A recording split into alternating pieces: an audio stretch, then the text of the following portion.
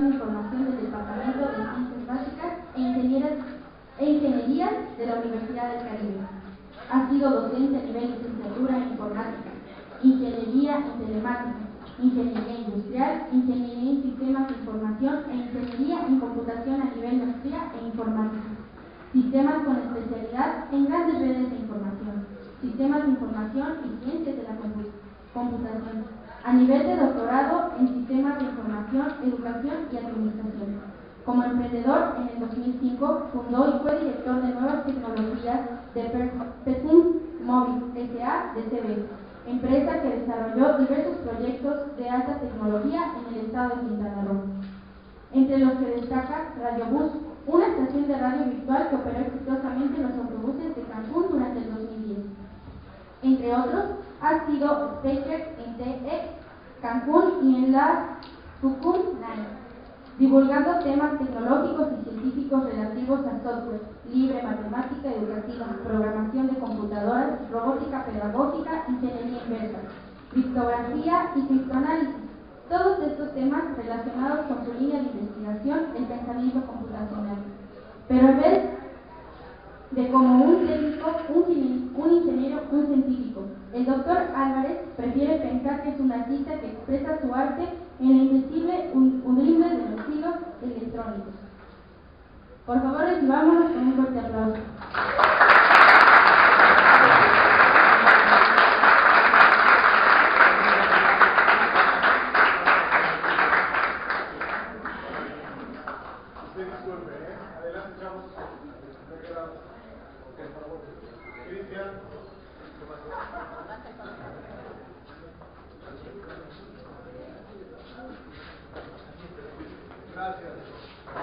Hola muchachos, ¿cómo están? Buen día.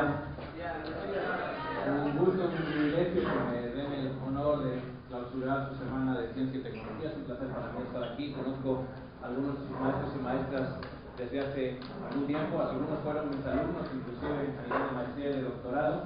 Así que siempre es un placer estar aquí con todos ustedes.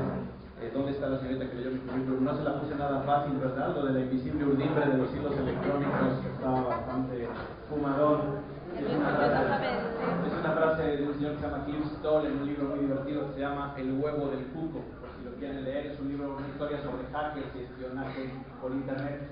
Y él dice eso: más que un ingeniero, más que un técnico, más que un científico, que un artesano, quiero pensar que soy un artista. Nada más que mi arte no la plasmo en un lienzo, no la plasmo en la invisible urdimbre de los hilos electrónicos. Una frase que me parece muy bonita y por eso me la pusí.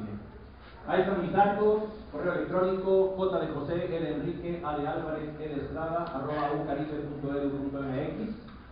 Mi Facebook, facebook.com/Leonardo Da Vinci MX, mi Twitter, @DaVinciMX. Me pueden localizar en cualquiera de ellos, ojalá y se animen a darme de alta. El muro está abierto y podamos continuar platicando después de esto acerca de ciencia y de ingeniería. ¿Saben ustedes quién es el fulano de la izquierda? ¿Han escuchado alguna vez hablar del marxismo? Él es Karl Marx, la persona que le dio apellido al marxismo. Él, junto con Federico Engels, son los inventores del socialismo moderno. El pensamiento de izquierda, lo que ahora equivocadamente llamamos progresismo, lo inventaron ellos. Y el señor de la derecha, bueno, viene su nombre puesto acá arriba, es el señor Adam Smith, el escritor de La riqueza de las naciones. Posiblemente representen las dos formas de pensar en economía más polarizadas que existen. Tal y como está la izquierda, además puesta en color rojo, y la derecha o capitalismo puesto en una persona todavía con peluca y se ve hasta antigua, ¿no? ¿Qué nos decía Marx? Marx decía: los trabajadores deben ser los dueños de los medios de producción. Lo que él nos decía es: la explotación de una persona por otra comienza porque uno tiene dinero para comprar los medios de producción, o sea, las máquinas, y como el otro no tiene dinero, lo único que puede vender es su fuerza de trabajo. A uno le llamamos el patrón, el empresario, y a otro le llamamos el empleado, o como le gustaba llamarle a él, el proletario.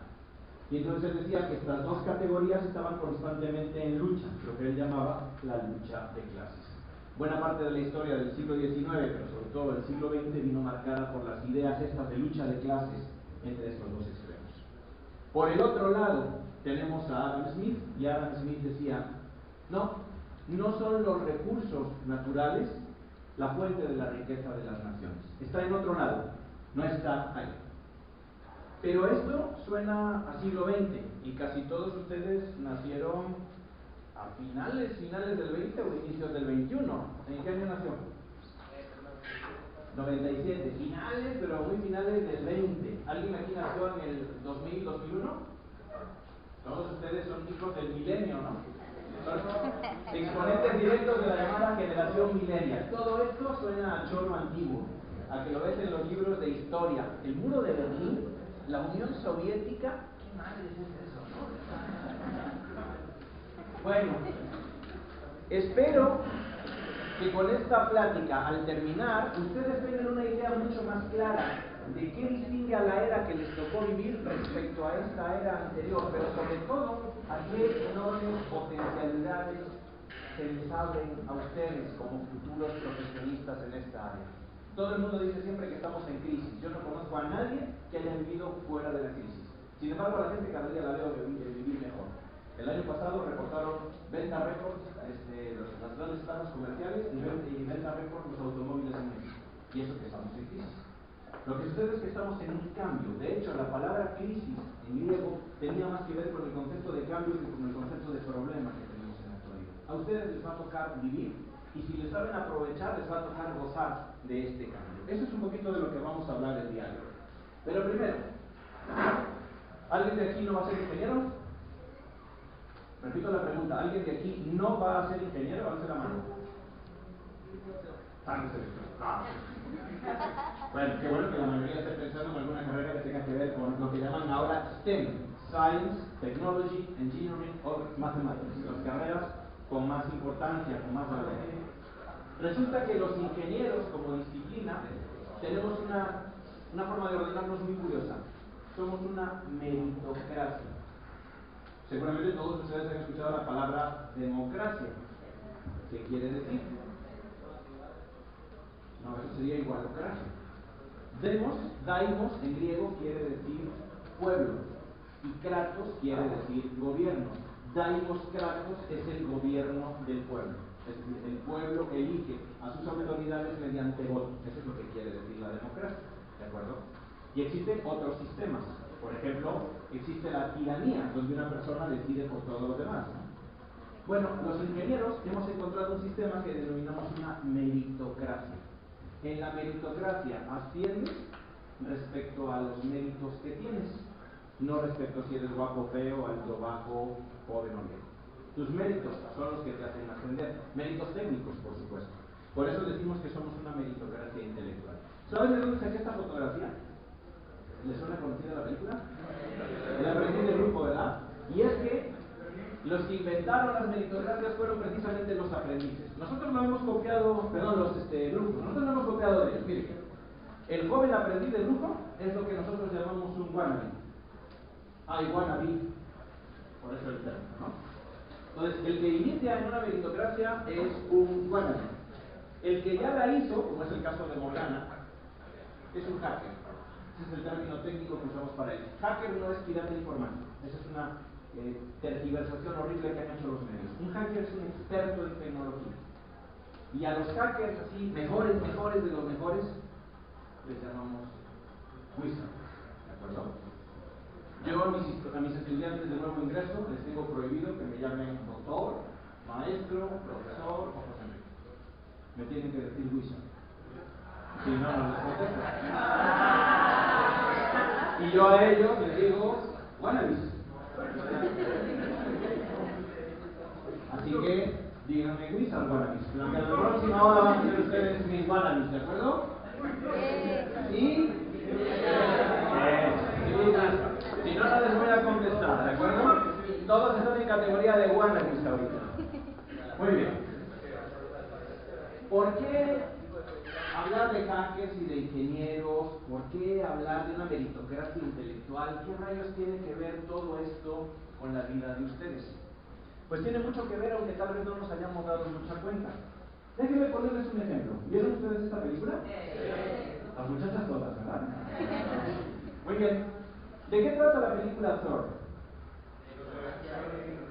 De un extraterrestre, güero, alto, mamado, con un martillo, repartiendo mandarriazos a todo el que se deja, ¿no? Básicamente sí. Pero si analizamos la película con un poquito más de cuidado, nos vamos a dar cuenta de que hay un mensaje oculto mucho más importante que eso. Así que me permití traerles el tráiler de la película y proyectárselo. ¿De acuerdo? Yo todavía soy de la vieja guardia, así que reproduzco mis videos desde la línea de comandos.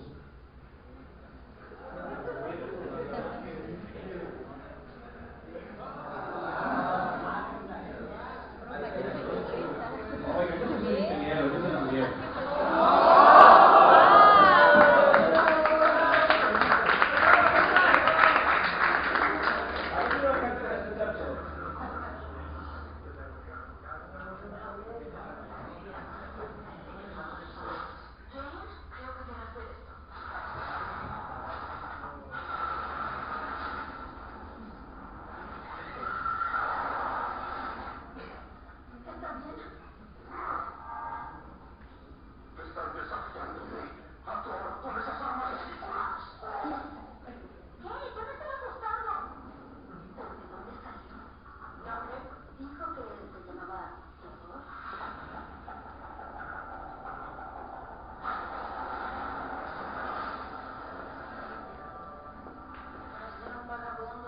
Muchachos, ya pueden decir que vale la pena venir a la película.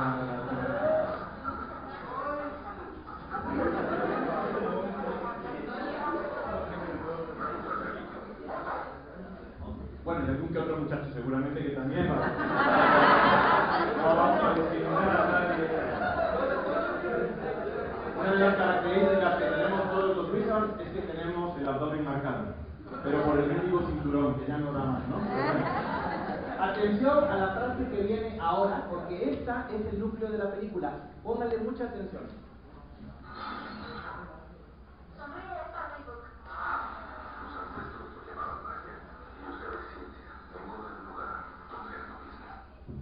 Le dice el muchacho chicho de la película Gacha a la muchacha chicha de la película Gacha, tomando un libro de mitología nórdica. Sus ancestros lo llamaban magia, ustedes lo llaman ciencia. Yo vengo de un lugar, Asgard, donde es lo mismo. Repito la frase porque es muy profunda. Sus ancestros lo llamaban magia, ustedes lo llaman ciencia. Yo vengo de un lugar donde es lo mismo. Y bueno, el resto de la película ya es la madrina monumental en cuanto bicho raro se encuentra, ¿no?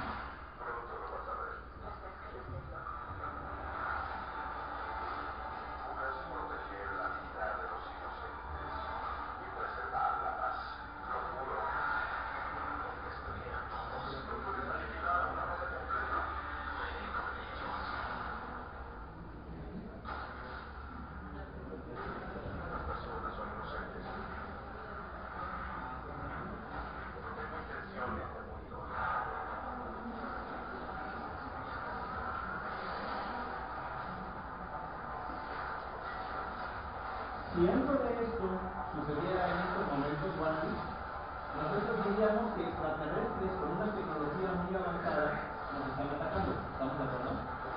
Pero si esto hubiera acontecido hace 900 años, nuestros ancestros no hubieran dicho extraterrestres con una tecnología avanzada nos están atacando. ¿Qué hubieran dicho? Dioses y magos nos están atacando. De hecho, eso es el núcleo de programas de televisión como Alienígenas Ancestrales. No sé si lo han visto en alguna ocasión.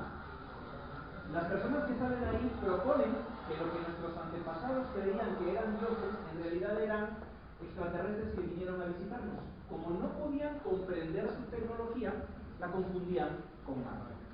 Esta idea es la que le da sentido a todo el universo Marvel. Sin ella, no funcionaría. Y esta idea no la inventó Stan Lee, no la inventó el creador de Marvel. Esta idea surgió de la mente de un gran genio, ese señor que se llama Arthur C. Clarke.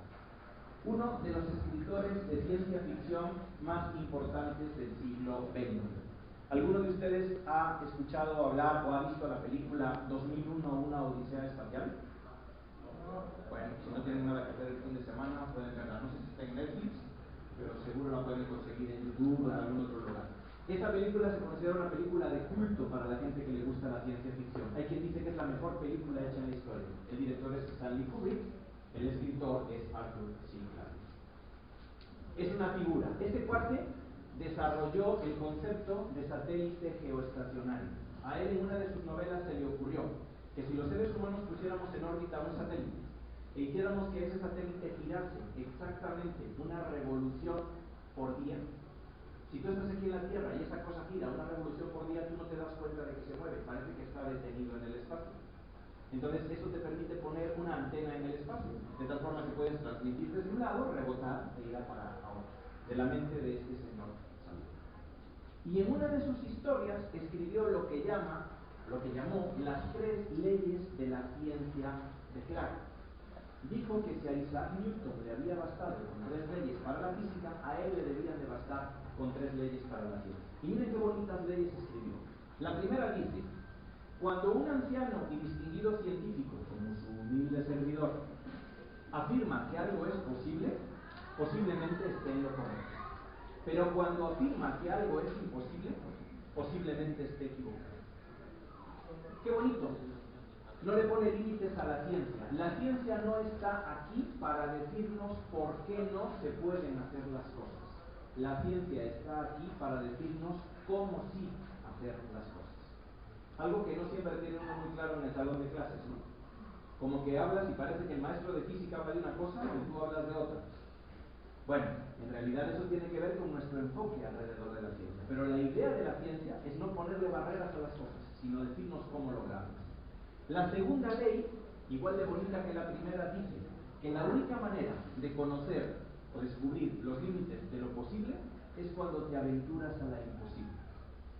Él dice que vivimos rodeados por una burbuja invisible que se llama nuestro adyacente. Nosotros, como seres humanos, tenemos la obligación de empujar esa burbuja hacia afuera, hacerla cada vez más grande.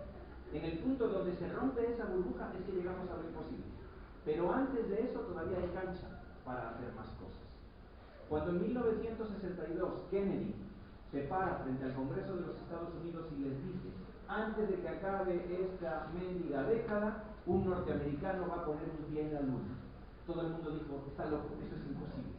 Los rusos acababan de poner en órbita el primer satélite artificial, el Sputnik, y los gringos estaban que se zurraban los pantalones porque los rusos tenían tecnología para poner cosas allá arriba y dejarlas caer encima. Y ellos no lo podían hacer. El reto en el 62 era: antes de que acabe la década, tiene que haber un gringo en la luna. Y en julio del 69 Armstrong estaba poniendo su huella. La única manera de descubrir los límites de lo posible es cuando te aventuras a lo imposible. Si no te atreves a soñar, no le vas a poder lograrlo nunca. Y la tercera ley de Clarke es la que le da sentido a todo el universo mágico. Cualquier tecnología lo suficientemente avanzada, Wannabe, es completamente indistinguible de la magia. Para alguien que nunca ha visto un martillo que lo lanzas y regresa a tus manos, eso es magia. ¿Están de acuerdo? Nosotros no lo hemos visto. Pero para alguien que nunca ha visto un arma de fuego, también el arma de fuego es magia. ¿Fue buena parte de lo que facilitó la conquista de los europeos en todos otros lados? No. Tenían palos de los que salía fuego y te mataban a distancia. Eran brujos. No, era tecnología. Lo que pasa es que los que la veían no lo entendían. ¿Cuántos de los que están aquí tienen teléfono celular? Baja, no, nos vamos a tener prohibido, ¿no? Tener teléfono. Sáquenlo, por favor. Este es el punto donde yo les digo: esto es un asalto, vengan para acá los celulares y nada. Hagamos un experimento mental con eso. Imagínense que toman ese teléfono celular y viajamos en el tiempo 150 años hacia atrás y 300 kilómetros hacia el oeste. Y de repente aparecemos en Mérida, en la Mérida del siglo XIX. Y ustedes sacan un aparatito como estos. Mérida, imagínensela, todavía iluminada con farolas de gas. Y ustedes sacan un aparatito donde cuando presionan un botón sale luz, sin que aquí adentro se queme nada. pero además un aparatito que ustedes pueden manipular con sus dedos. Y produce sonidos cuando no se había inventado el fonógrafo. Y produce imágenes cuando no se había inventado el cine. ¿Saben qué hubieran pensado los habitantes de Mérida de ustedes? Lujos, ¿verdad? A la Plaza Mayor, leña verde y vamos a darle fuego a este desgraciado. ¿Quién sabe qué cosa? Y es que estos aparatos, ciertamente, tienen algunos elementos mágicos. Déjenme mostrarles un poquito de la magia. Los iPhones, ¿quiénes tienen iPhone? Son un poquito menos mágicos que los demás, lamento decirles, y no sé si este experimento va a salir. Esto que están viendo aquí es un control remoto. El control remoto de un aparatito como este. Tiene en el frente un pedacito de vidrio. Si yo lo presiono no se ve absolutamente nada, ¿verdad? Ahora saquen sus teléfonos celulares, activen la cámara y volteen a verlo. Seguramente algunos de ustedes ya lo habrán hecho. ¿Se ve cómo se prende? Igual ya se me acabó la pila, ¿verdad? ¿Se ve cómo se enciende? Y luego así no se lo ve. ¿Se ve la luz cómo se enciende? Tienen que activar la cámara, ¿eh? Si están viendo reggaetón en YouTube no se va a ver. Sí se ve, ¿verdad?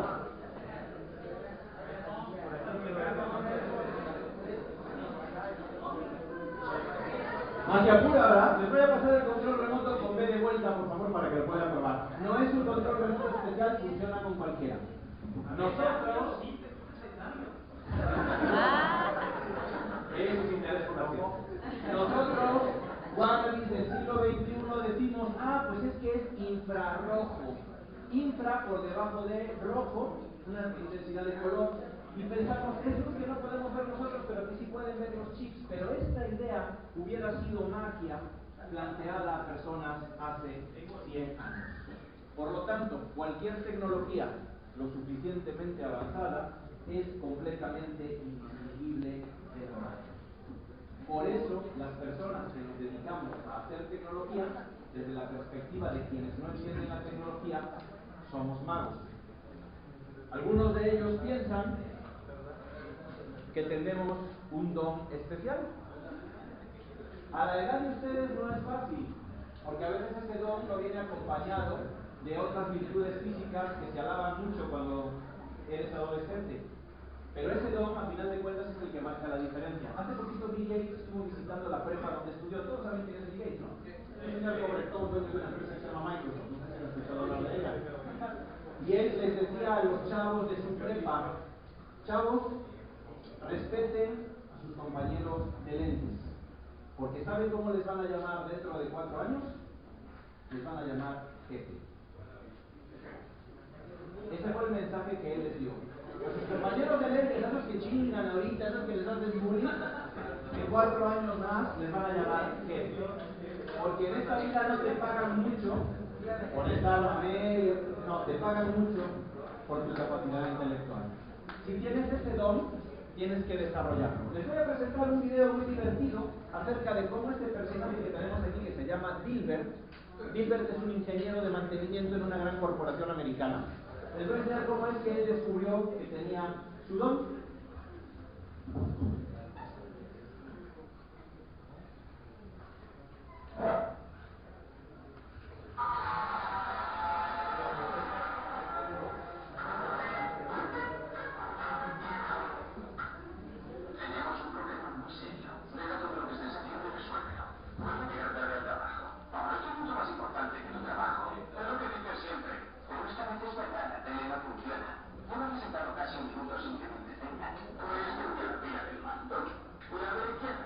La de la izquierda. Vaya, es alucinante.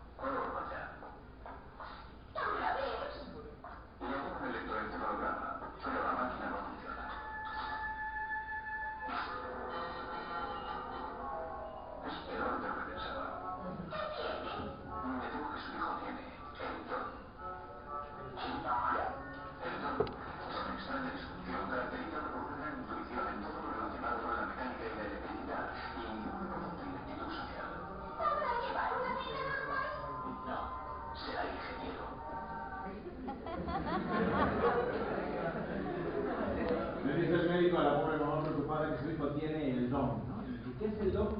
Pues es una extraña disfunción, extraño es estadísticamente poco probable, sé que no todo el mundo lo tiene, que se caracteriza ¿por qué? Por una gran intuición para todo lo que tiene que ver con la mecánica, la electricidad, la programación, los arduinos, los raspberry, todo este tipo de cosas, y una profunda ineptitud social.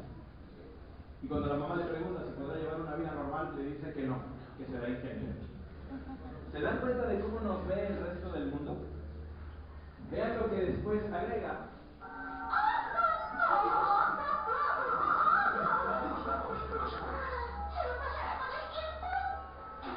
Pero esperemos que no. Si un ingeniero pierde su don, los resultados pueden ser devastadoras. Y siguiendo con las noticias, de todo que les interesa sobre el espacio de matar nuestra tecnología un poco miembros. Está la publicitario.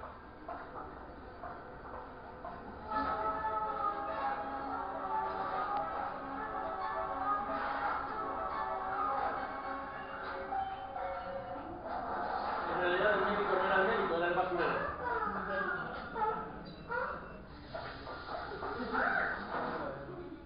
Pero claramente Dilbert tiene el don, como seguramente lo tienen muchos de ustedes, ¿no? No más que cuando estás chavo a veces te da pena mostrarlo porque luego te empiezan a chingar, ¿no? El cuatro ojos, el matado, el sabelottodo, el nerd. De todo te dicen, ¿no? Recuerden en 4 años más lo que les van a decir. Fíjense, ¿no? Todo es cuestión de esperar un poquito y solitos van a llegar a comer a sus manos. Necesitamos muchos más dones en nuestro país, muchachos. Necesitamos muchos más ingenieros. China tiene 1.500.000 muchachos estudiando ingeniería. La India tiene 750.000. No tanto, pero andamos muy por debajo de esas cifras. Si piensan ustedes en el cerebro de cada uno de esos ingenieros, como el core dentro de un procesador, pues mendigos chinos tienen una supercomputadora.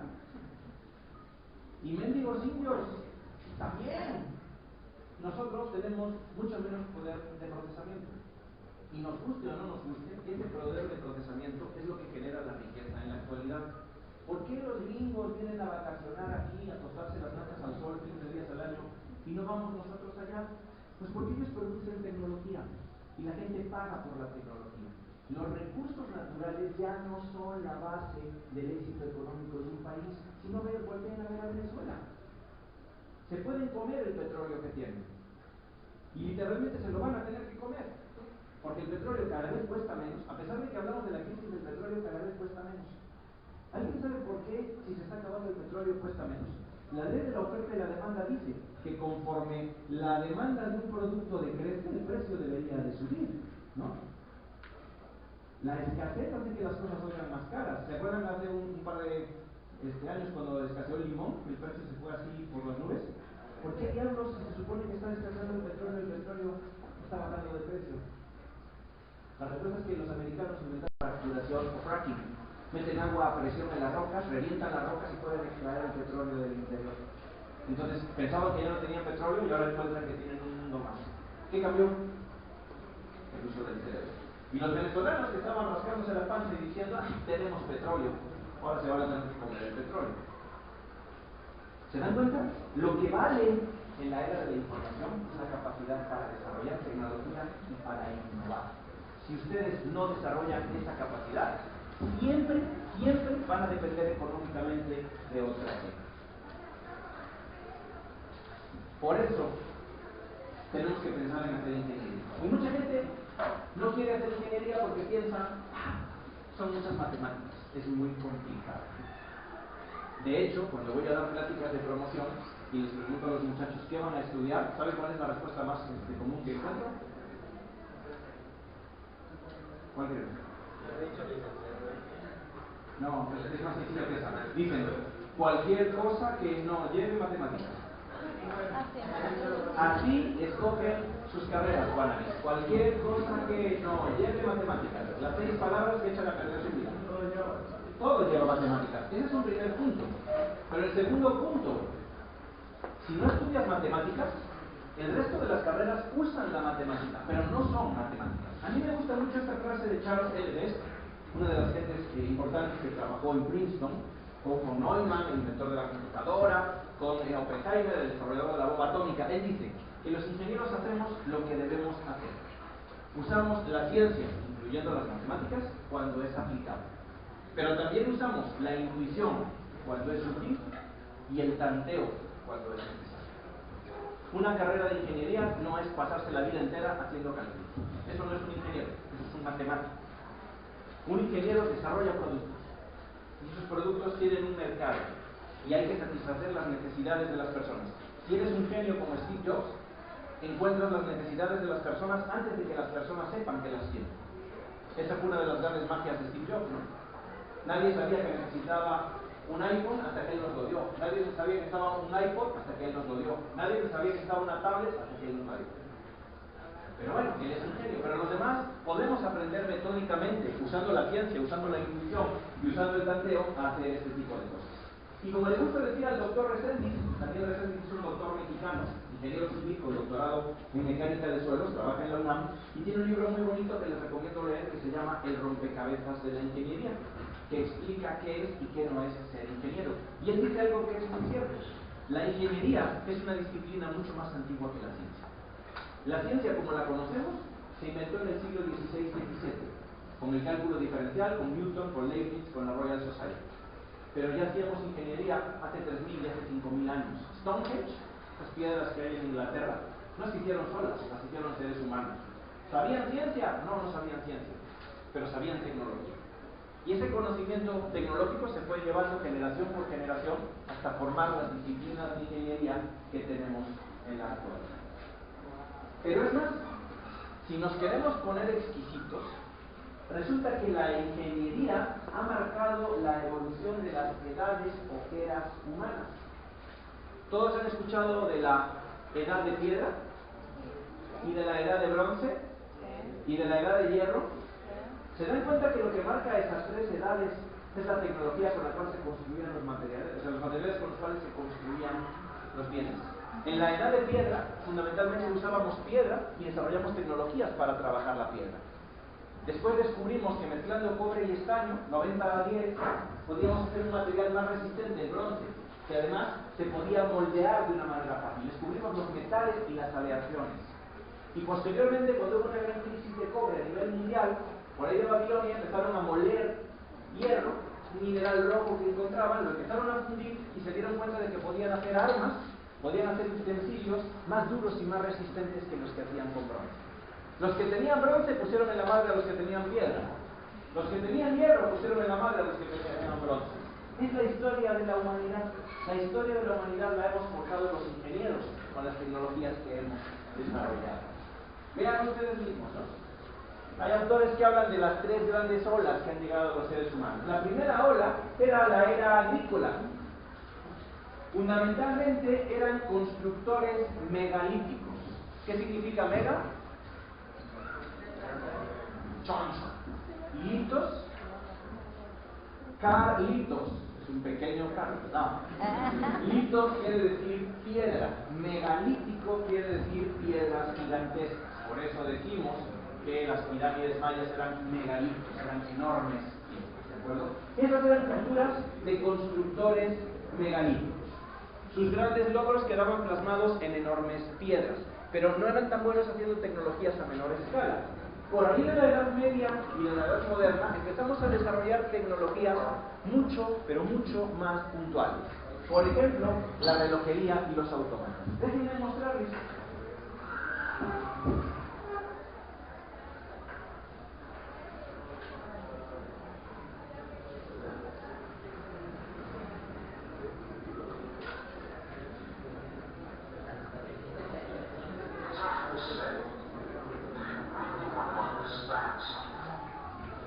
Les voy a mostrar lo que hacían en la Edad Media con tecnologías tan simples como los engranes.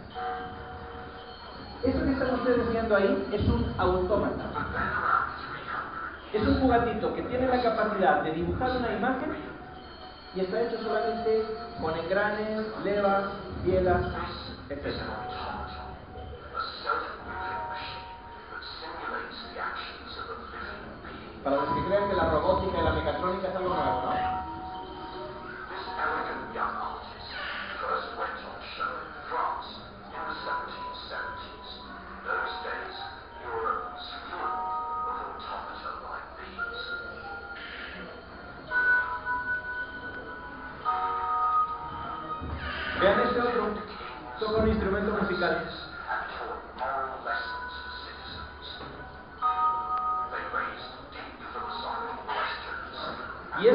aunque fue un fraude, pretendía ser una máquina que jugaba ajedrez. Voy a adelantar un poquito para que puedan ver las piezas con las que funcionaban.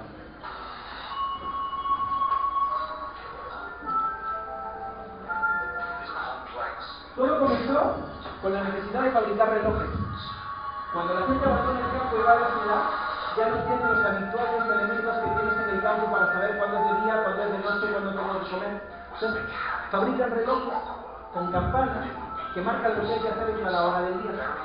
Y entonces los ingenieros asumimos el reto y desarrollamos esa tecnología. Se le llama horología, la ciencia que estudia la fabricación de aparatos que miden el tiempo, las horas. Y entonces las ciudades empezaron a plagarse de este tipo de relojes. Pero rápidamente a alguien se le ocurrió que si lo podías hacer para los relojes, podías hacerlo para la diversión. Miren este reloj.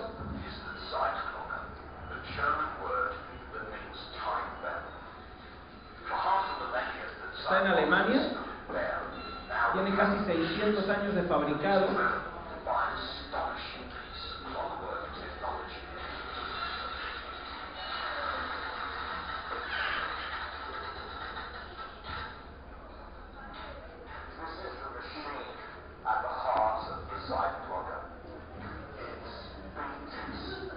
Para nosotros se ve anticuada, ¿verdad? Hay muchos cuentos que no son capaces de desarrollar esa tecnología en la actualidad.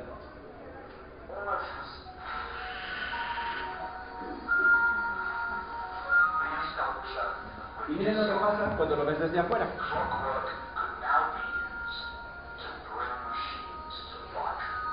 Bring machines to life.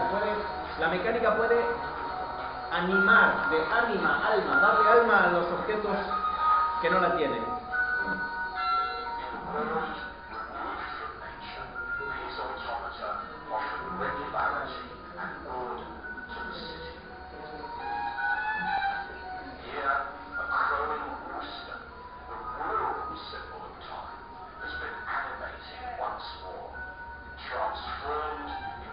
Ese es el dispositivo que produce el sonido del gallo.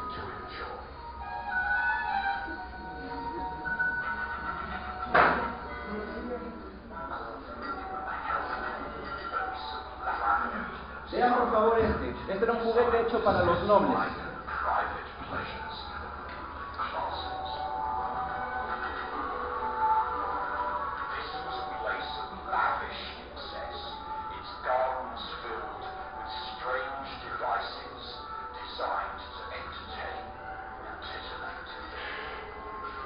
Yo les resto que intenten ustedes fabricar un juguetito de estos para que vean la enorme complejidad que representa.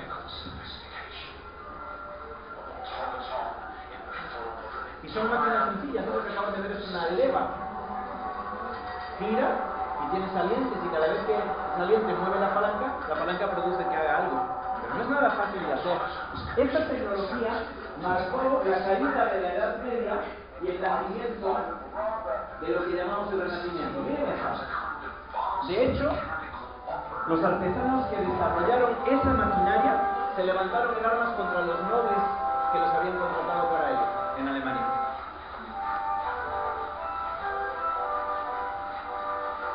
Los mecatrónicos actuales son descendientes directos de la gente que desarrolló estas tecnologías. ¿Cuántos de ustedes les interesan las carreras de mecatrónica? Difíciles para una ciudad como Cancún porque tenemos pocas plantas de ensamblaje, pero sin duda una disciplina muy bonita. El Bajío es el México lugar más recomendable para trabajar en este tipo de cosas. Voy a adelantarme un poquito para que vean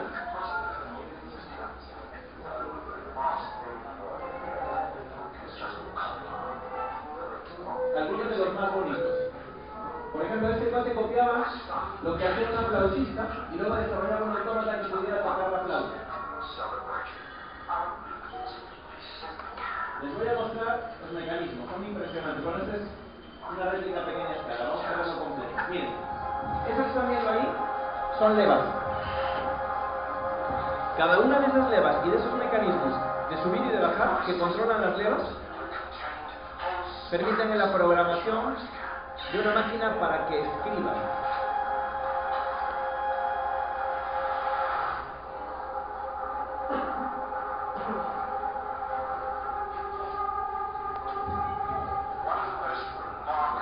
Observen que es a 2+9. Cambiándole las ruedas, pueden hacer que escriba textos diferentes. Siglo XVI.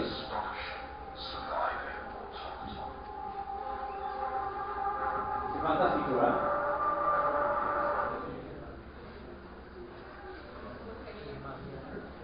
Brujería, sí, para quienes no veían eso, no entendían cómo funcionaba, por supuesto que era brujería, ¿no?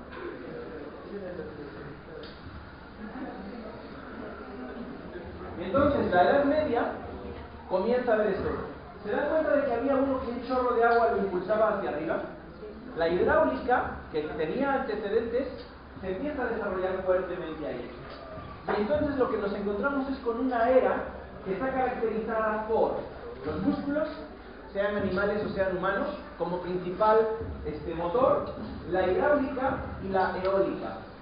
Dos energías renovables que estamos tratando de rescatar en el siglo XXI y que se están convirtiendo en un gran área de oportunidad.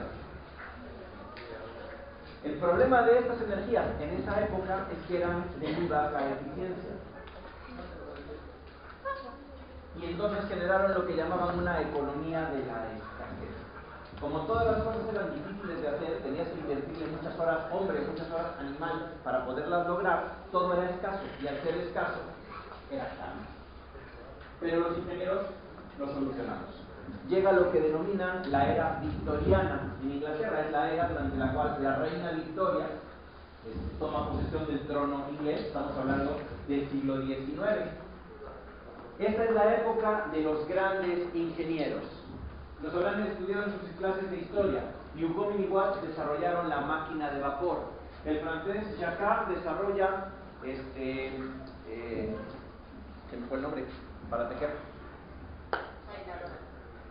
La hiladora y el telar. ¿Sí? Eso con un lápiz pendejo. Y consigue que el telar teja a diferentes formas poniéndole tarjetas de cartón perforadas. Y esa idea la toma un inglés, Charles Babbage, para desarrollar una máquina que pueda realizar cálculos tejiendo números, igual que el telar de Jacquard teje operaciones. La primera computadora de la historia se desarrolla en el 19 con Charles Babbage. La primera programadora de la historia fue una mujer, Lady Ada, condesa de Loverash. Ella programó esa máquina para que pudiera calcular los números de Bernoulli. Otro gran ingeniero, Brunel, este cuate desarrolló el primer barco con casco de acero y uno de los primeros vapores que funcionaban sin la energía del viento. Los viajes como los conocemos en la actualidad hubieran sido imposibles. En Estados Unidos, en esa misma época, tenemos a los llamados titanes de la industria. Rockefeller, el que desarrolla toda la industria petrolera. Andrew Carnegie, el que desarrolla toda la industria del acero. El acero como metal viene a suplir completamente al hierro, porque tiene propiedades mucho mejores que las que tiene el hierro. Edison, el inventor de la electricidad, el fonógrafo y con algunos desarrollos en la imagen. Y por supuesto, Ford, el desarrollador de los automóviles modernos y de la línea de producción. ¿Qué pasa con ellos? Se deshacen de los músculos y de la hidráulica y lo reemplazan primero por el vapor y luego por los hidrocarburos. En esa época ya no es necesaria la fuerza muscular para poder mover las cosas. Desarrollan máquinas de alta eficiencia. Todo lo que mide el sistema victoriano es eficiencia. La ingeniería industrial, ¿alguien de los que están aquí está pensando en estudiar ingeniería industrial? ¿No? Eso se desarrolla durante esta época. Y entonces llega la llamada economía del acaparamiento. El chiste era tener la mayor cantidad de bienes posibles. Algunos de estos hombres, en particular Rockefeller, ha sido el hombre más rico de la historia. Nadie ha igualado la riqueza de Rockefeller. Durante un tiempo corto, Andrew Carnegie vendió todos sus bienes y fue el hombre más rico. Pero Rockefeller volvió a ello. Hay una serie muy buena que se llama Gigantes de la Industria, que pasan en Discovery, que les narra esta historia con mucho detenimiento. Y ahora viene la de ustedes, guanabis. Aquí empiezan a ponerse interesantes las cosas. Viene una tercera ola. Se acabó la agrícola, vino la industrial. Pero lo que está pasando es que se está acabando la era industrial. Ustedes nacieron en una nueva era. Ustedes nacieron en la era de la información.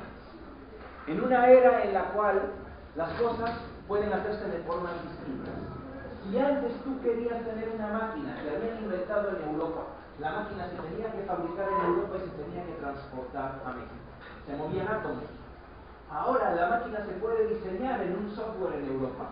Ese producto, ese archivo se puede mandar por la internet y una impresora 3D la puede generar en México y un robot la puede ensamblar. Ya no hacemos que viajen los átomos, que es muy caro y muy tardado. Ahora hacemos que viajen los bits. Y esto cambia completamente el mundo. ¿De acuerdo? Ya no hay una economía de la escasez. Ahora todos ustedes prácticamente viven con cosas que para 2 o 3 generaciones antes, para sus abuelos o sus bisabuelos, eran insoñables, ¿no? Todos tienen electricidad, todos tienen baños en sus casas, todos tienen acceso a educación pública de calidad. Ya no es importante acaparar, y entonces la lógica se invierte y nos vamos hacia compartir. Nacen conceptos como, por ejemplo, el Open Hardware. A Andrew Carnegie nunca se le hubiera ocurrido explicarle a todo el resto del mundo cómo le hacía a él para obtener acero de una manera barata. Pero ahora, el fulano que inventa Arduinos se da cuenta de que va a poder ganar más si regala el diseño de Arduino para que cualquiera pueda fabricar Arduinos. En lugar de acapararlo, lo comparte. Se crea una comunidad, se crea un nicho ecológico en economía, y de ahí es donde se explota la riqueza. Arduino y Raspberry Pi son 2 ejemplos. En el caso de las impresoras 3D hay un proyecto que se llama RepRap, no sé si han escuchado hablar de él. Todo esto les voy a compartir en Facebook la presentación, lo pueden ustedes googlear. En RepRap, alguien que ya tiene una impresora 3D hecha por él mismo, te imprime los componentes para que tú hagas la tuya. Y después, a cambio, tú le vas a imprimir los componentes a alguien más. La idea detrás de RepRap es crear máquinas que puedan hacer lo único que las máquinas no habían hecho nunca: reproducirse. Por eso viene lo de rep. Es una reproducción rápida. Yo hago una máquina que engendra su máquina. Cuando él tiene su máquina funcionando, engendra la máquina de él, y entonces tenemos una explosión exponencial. Una producen 2, pero 2 producen 4, y 4 producen 8, y 8 producen 16. Y en unos pocos meses tenemos el mundo inundado de impresoras 3D. Un mundo con impresoras 3D y donde se pueden mover bits en lugar de átomos es un mundo donde la economía se puede volver pareja. De la mano de esta se han desarrollado conceptos como, por ejemplo, los Fab Labs y los Maker Spaces. Seguramente no han escuchado hablar de esto. Un Maker Space es un espacio, vendrá hacia acondicionado con 1 o 2 impresoras 3D, 1 o 2 cortadores de metal hechos con un Dremel sujeto a unas piezas. También hay proyectos Open Hardware de eso, y Arduinos y Raspberry Pi para que los estudiantes puedan desarrollar sus inventos ahí. Aquí en México hay un movimiento que se llama hacedores.com, pueden ustedes visitar la página, que trabajan con este tipo de concepto de makerspaces. Y aquí en Quintana Roo hay 2 muchachos que han venido hicieron su maestría en la Universidad de Barcelona y están poniendo Fab Labs aquí. En particular han estado trabajando bastante en donde antes era el autódromo, no sé si lo ubican, camino al aeropuerto. Ahora hay una cosa que se llama el Parque Tecnológico Tech Garage, ahí se han estado reuniendo. Bien, así como Rockefeller y Carnegie eran representativos de la antigua corriente, este chavo que están ustedes viendo aquí, Elon Musk, ¿lo conocen? Este es el representante del nuevo tipo de millonario. Elon Musk es el creador de Tesla Motors, la fábrica de automóviles eléctricos. Seguramente han visto los automóviles Tesla. Es el número 1 del mundo en fabricantes de automóviles. Pero además, él también es el dueño de otra empresa que se llama SpaceX, SpaceX. Este cuate es el que ha conseguido lanzar un cohete y hacer que el cohete vuelva a aterrizar parado. Él está enviando lo que necesita la NASA para la Estación Espacial Internacional, él lo tiene concesionado. Y él es el que dice que en 5 años más estamos llegando a Marte. Y es un empresario, no es la NASA. ¿De acuerdo? Es un chavo joven que además lo tuvo todo en contra. Es sudafricano.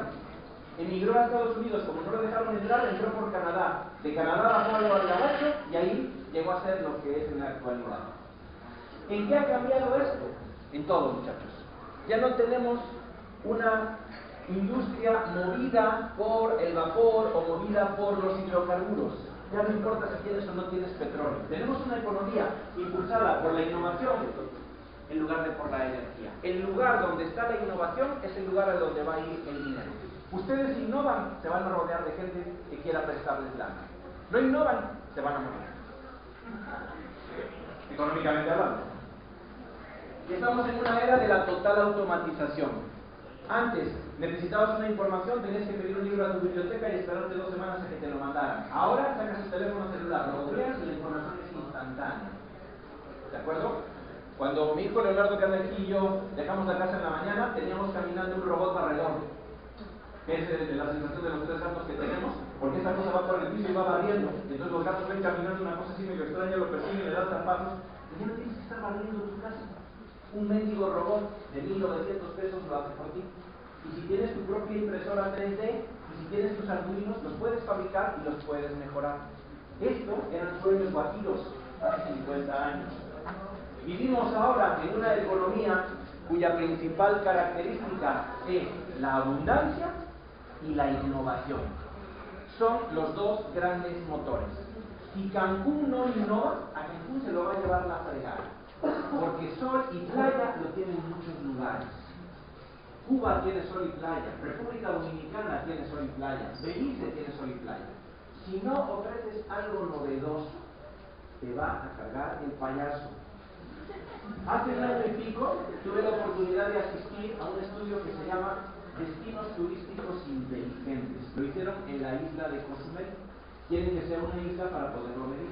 Un destino turístico inteligente es aquel en el cual cuando tú llegas tienes internet gratis en todos lados.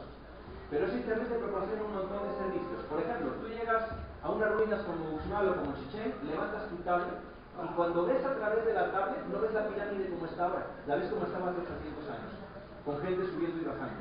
Y si te pones tus audífonos, hay un narrador que te está platicando en cualquier idioma lo que tú estás viendo. Y si lo cambias de posición, la imagen cambia contigo. Esto ya lo tiene una ciudad española, Sevilla, donde puedes hacer una visita tal y como estaba en el siglo XVII. ¿Se dan cuenta que los guías de turistas están condenados a muerte? Porque esta tecnología es mucho mejor que un guía de turistas. Y tú puedes en vivo estar subiendo las fotografías que tomas, algunas veces fotografías editadas, puedes posar tú y te pueden poner un traje como el que usaban en el siglo XVII y las estás subiendo a Facebook directamente. Los automóviles autónomos van a dejar sin chamba a los taxistas. Lo siento mucho, pero es un trabajo que está destinado a morir. ¿Por qué? Porque los autos pueden manejarse solos y las personas pueden dedicar sus cerebritos a algo mejor que andar esquivando agujeros en la calle. ¿Qué mueve la economía? Lo mueve la innovación, la abundancia. Aquellos que no lo entiendan están condenados a desaparecer. Así que retomo la imagen de Marx y de Adam Smith del principio y digo, ¿qué distingue a la era de la información? Bueno, este par de pelones que tienen aquí son 2 economistas suecos con unos apellidos impronunciables, Nordstrom, que escribieron un libro padrísimo que se llama Funky Business. De hecho ya tienen 2. Funky, no hockey, ¿es verdad? No, es funky con N. Este libro trata de explicar por qué el talento es el que hace que el capital se mueva en la actualidad. Y ellos nos dicen, el de la derecha, Adam Smith, tenía razón. Los recursos no son la fuente de la riqueza de las naciones. La riqueza está en su capacidad para innovar. Pero resulta que también Karl Marx, el que estaba en la izquierda, tenía razón. Los trabajadores deben de controlar los medios de producción. El problema es que tus medios de producción no son estos. Tu medio de producción es el kilo 300 gramos de neuronas que tienes aquí adentro. Esa es tu principal fuerza de trabajo. Eso es lo que tú tienes que vender. Tu capacidad para innovar. ¿Qué distingue entonces a esta era de la información? Este joven que están viendo aquí se llama Pekka Himanen, es un filósofo y escribió un libro, un ensayo que se llama La ética del hacker y el espíritu de la era de la información. Esto es una paráfrasis de un texto clásico de Max Weber que se llama La ética protestante y el espíritu del capitalismo. En el siglo XIX, un alemán, Max Weber, decía que los latinos no progresamos porque no tenemos la ética protestante del trabajo. Y durante mucho tiempo se creyó que era cierto, es decir, que a los católicos se nos educa para pensar que el trabajo es un castigo, que los domingos hay que descansar y todo un montón de cosas. Y él dice, eso en los protestantes no es así, por eso les va mejor. Lo que nos dice Pekka Immonen es, no, en esta nueva era de la información la ética protestante tampoco funciona. Necesitamos una nueva. Nos dice, en la ética protestante, el trabajo y el dinero son fines en sí mismos, es lo que persigues. En la ética hacker no es el dinero tu principal motivador para que desarrolles un trabajo. Es la pasión que pones en este trabajo y el reconocimiento, la meritocracia que vas a lograr a partir de ello. Yo no estoy aquí dándoles esta conferencia hoy, Juan, aquí porque me paguen. Yo me podría haber quedado cómodamente en la Universidad del Caribe, en mi cubículo, tomándome un café. ¿Por qué estoy aquí si no me mueve el dinero? Bueno, porque te mueve la pasión y porque te mueve el deseo de reconocimiento. Porque yo no sé si el día de mañana, dentro de 4 años, alguno de los que está con lentes aquí sea realmente un Big Boss y me vaya a llamar por teléfono y me vaya a decir, ¿te quieres venir como gerente de capital humano? Porque así funciona el mundo en la actualidad. ¿Se dan cuenta? Este otro señor que están viendo aquí es un español, se llama Manuel Castells. Él tiene publicado un libro que se llama La Era de la Información, que viene en 3 tomos. Se considera el mejor estudio que hay de la era de la información, algo así como fue el libro El Capital de Marx para entender la economía industrial, así es el libro de Castells para entender la economía de la información. Y fíjense lo que nos dice. La sociedad de la información se basa por igual, tanto en tecnologías para actuar sobre la información, como en información para actuar sobre la tecnología. Este es el concepto de sinergia. La tecnología se aplica a la información, pero la información modifica la tecnología. Cada vez que una impresora RedRap se reproduce, se le pone alguna mejora. Entonces la primera no es tan buena como la segunda, pero la segunda, que ya hizo 2 más, es mejor. Y estas 2 que son mejores hacen 4 que son mejores que ella. Y entonces el crecimiento se vuelve exponencial. Esta es una idea genial. Por eso, a mí me gusta mucho esta forma de pensar. El manifiesto de los reparadores. Estos son los derechos que todo wannabe debería de exigir en los productos que compra. Vean lo que dice. Bueno, esta frase está tomada prestada de la Constitución Americana y del Acta de Independencia. We hold these truths to be self-evidentes. Consideramos que estas verdades son evidentes en sí mismas, ¿no? Si tú no puedes reparar algo, ese algo nunca fue tuyo. Si tú no puedes desarmar tu teléfono, tú lo usas, pero no es tuyo. Si lo puedes desarmar y lo puedes alterar, si lo puedes hackear, entonces es tuyo. Entonces, los principios, reparar es mejor que reciclar, porque reciclar supone que ya lo tuviste que tirar y que va a dejar. Reparar te ahorra dinero. Reparar te enseña ingeniería, importantísimo. Reparar ayuda a salvar el planeta.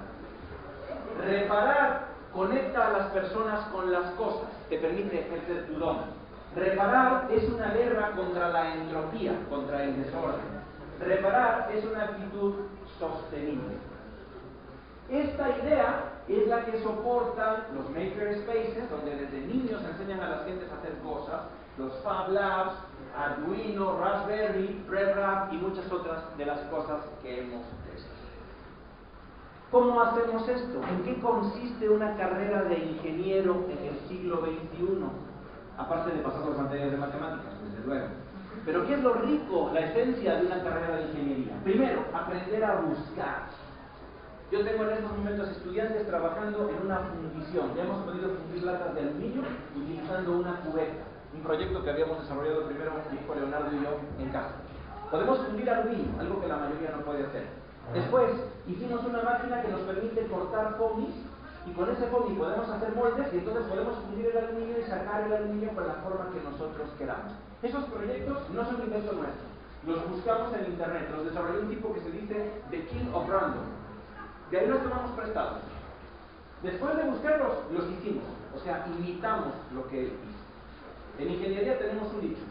Los alemanes lo inventan, los gringos se lo fusilan, los japoneses lo hacen chiquito y los chinos lo masifican. Bueno, pues fue lo que hicimos nosotros. Nos fusilamos, imitamos lo que él hizo. Pero una vez que lo imitamos, lo mejoramos. Y una vez que lo mejoramos, lo publicamos. Hay un video en YouTube donde se ve cómo estamos fundiendo latas de aluminio en nuestras casas. En la actualidad en Cancún no se recicla el aluminio. Se compacta y se manda para que lo reciclen en el norte. Seguimos pensando en términos de átomos, cuando podríamos estar pensando en términos de bits. Podríamos estar haciendo artesanías de aluminio aquí con un costo marginal de cero. Y una vez que lo publicas, el asunto está en compartir. Pero para esto, bueno, no pueden seguir pensando como pensaban sus papás o como piensa la gente del siglo XX, porque ustedes no son de la era industrial, son de la era de la información. Atrévanse a ser extravagantes. Tengan el valor de ir en contra de la tendencia de la mayoría de la gente, ¿no? Si todo el mundo quiere ser un maldito descerebrado cuya vida está regida por el reggaetón y el pasito duranguense, es muy su pedo. Pero ahí se van a quedar, no van a pasar de eso, su mente no va a evolucionar, no van a tener un mejor trabajo. Si todo el mundo se tatúa porque tatuándote eres distinto, deja de tatuarte y vas a ver como dentro de un rato el único no tatuado, o sea, el único distinto eres tú. De la moda, lo que te acomoda, aquello que te hace crecer, no aquello que te hace ir para atrás. Atrévanse a ser extravagantes. ¿Alguien sabe cómo se llama este tipo de moda? Se llama cyberpunk. ¿Cómo se llama? En un país en un pueblo, ¿no? De hecho, hay varias. El término que le dan a esto, porque proviene de la era industrial, es steampunk, o sea, punk de la época del vapor. Y en la actualidad está muy de moda, sobre todo en Inglaterra. Atrévanse a ser diferentes, ¿no? Todo el mundo se va a vestir de Drácula y todo el mundo se va a vestir de momia ahora para Halloween. Lleguen con uno como esto, reciclado con puro basural de tecnología, van a ver cómo son la sensación de la noche a la mañana. ¿De acuerdo? Hasta pueden agregarle equipamiento que no sale aquí en la foto y resolver el problema de disfunción eréctil, si es que lo tienen, ¿no? La tecnología al servicio de la humanidad. Así que, Wannabes, atrévanse a buscar, a imitar, a publicar, a compartir, atrévanse a ser extravagantes. Y si ya de veras están pensando hacer esto, háganlo con los mejores. Háganlo con nosotros. Sin duda, somos la mejor universidad del Estado. No lo dice la Universidad del Caribe. El año pasado, cuando cumplimos 15 años, invitamos al presidente municipal, invitamos al gobernador, invitamos a los 20 empresarios más importantes de este estado, que además son parte de nuestra junta directiva. Y te lo decían, son la mejor universidad del estado porque son la única universidad que piensa diferente, que actúa diferente. Y eso, en la actualidad, es el tangible más importante. Quiero terminar la plática, me imagino que ya me extendí y así. No. ¿Por bien el tiempo? Chicos, ya queda que Para abrir un poquito más, una reflexión. Todos saben quién es este cuate, ¿no? Bueno, de niño se llamaba Anakin Skywalker. De grande lo conocieron como Darth Vader. De niño fue esclavo. Nunca conoció a su padre. Perdió a su madre, a su esposa, a sus hijos, las piernas y un brazo. Tiene quemaduras de lava en el 95% de su cuerpo y vive gracias a un respirador artificial. Y a pesar de todo, conquistó una galaxia. ¿Cuál es la excusa de ustedes? ¿Por qué razón ustedes no conquistan una galaxia? No tienen ninguna excusa, Wannabes. Olvídense de los golpes de pecho y la autoflagelación, y es que Dios me castigó y me hizo chiquito, prieto, pendejo, violo. Eso no existe. No son las leyes. No son. Elon Musk no es precisamente el hombre más guapo del mundo. Deben de saber que el cual es solamente, bueno, no sé si lo sabe, pero el personaje de Tony Stark está copiado de Elon Musk. Robert Downey Jr., cuando se enteró que existía ese fulano, se fue 2 semanas a vivir con él a Space Labs. Y copió el personaje de él. O sea, el Tony Stark que vemos en la serie Iron Man, en la película Iron Man, está copiado de este fulano. Eso de playboy, filántropo y millonario, eso de que nadie se me acerca a menos que sea una supermodelo, eso está sacado de él. El fulano solamente sale con actrices y con supermodelos. Y no es precisamente el tipo más canica del mundo. ¿de acuerdo? Ni mide 1,90, vamos, no es Thor. Pero ¿saben qué hace? Tecnología. Esa es la diferencia, ¿no? Y este, bueno, ni qué decir de él, pero va a ser el alma de la fiesta cuando llegue. Así que, muchachos, no tienen excusas para no triunfar. Si no triunfan es porque no se les da la real y pontificia gana, ¿de acuerdo? Se ve que se está haciendo lo que puede por impulsarlos, por dejarlos a un nivel de estudios mucho mejor que el que tuvieron seguramente algunos de sus familiares. Y saliendo de aquí pueden entrar a la Universidad del Caribe. Y saliendo de la Universidad del Caribe hay becas para irse a estudiar en Inglaterra, para irse a estudiar a Alemania, para irse a estudiar a otros lugares. Becas que todos los años se pierden porque no hay candidatos que se avienten. ¿Y por qué no se avientan? Ay, es que pobre de mí, ¿cómo me voy a ir tan lejos de mi casa? Voy a extrañar las tortillitas y el pan. Mi mamá no me va a hacer mis frijolitos y no voy a comer frijol con puerco los lunes. Cabrón. Lo último que necesitamos es otro güey que coma frijol con puerco los lunes. Necesitamos a alguien que venga con una maestría, como llegaron estos dos chavos que les digo de los Fab Labs. Además, un caso muy exitoso porque los dos muchachos provienen de la zona indígena maya, consiguieron su beca, se fueron a Barcelona, regresaron y tenemos Fab Labs en este estado gracias a ellos. Que ustedes sean los siguientes, ese es mi deseo. Dejo de torturar sus mentes. Si tienen alguna pregunta, con mucho gusto amplío sus dudas. Ahí están mis datos, siéntanse en total confianza de darme de alta en Facebook, Twitter y demás. Gracias.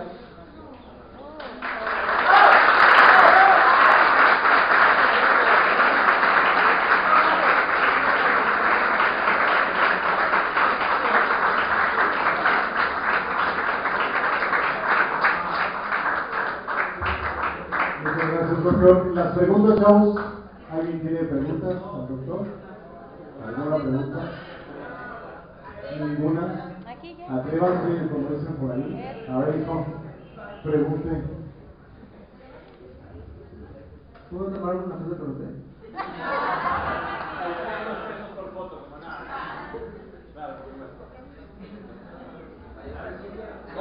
conste que los protagonistas de las fotos son ustedes y no yo.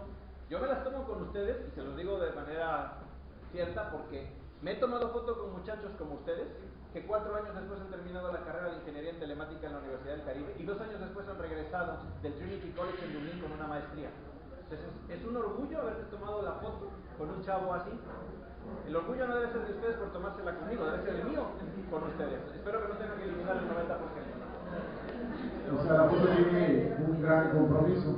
Entonces, por supuesto, se puede tomar fotos con ustedes, pero regresarán algún día con el doctorado. ¿Alguien más